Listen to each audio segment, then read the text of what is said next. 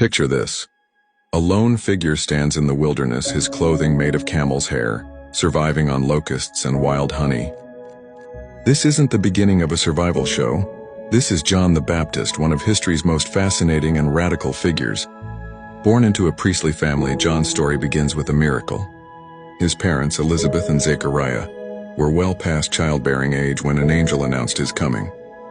But this was just the first of many extraordinary events that would mark his life. Growing up, John rejected the comfortable life he could have had. Instead, he chose the harsh wilderness as his home. Imagine the dedication it took to leave everything behind, to embrace a life of complete simplicity. He wasn't trying to create a social media trend. He was preparing for something much bigger. As he began his ministry, people were drawn to him like moths to a flame. His message? Repent, for the kingdom of heaven is near. He didn't sugarcoat his words or try to win popularity contests. He called out hypocrisy wherever he saw it, even in the most powerful religious leaders of his day. Think of him as the original influencer. But instead of promoting products, he was promoting profound spiritual transformation. But here's where the story takes an incredible turn. Despite his growing following, John knew he wasn't the main event. He was preparing the way for someone greater, Jesus. When Jesus came to be baptized, John initially refused, saying he wasn't worthy.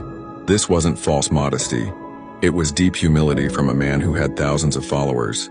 The drama intensifies when John confronts King Herod about his illegal marriage to his brother's wife.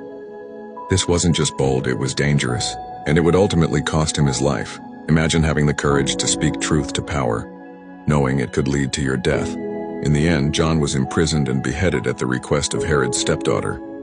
But his impact had outlived him by centuries.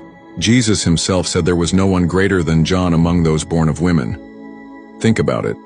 A man who lived in the wilderness, dressed differently, ate strange food, and wasn't afraid to challenge the status quo, became one of the most influential figures in history.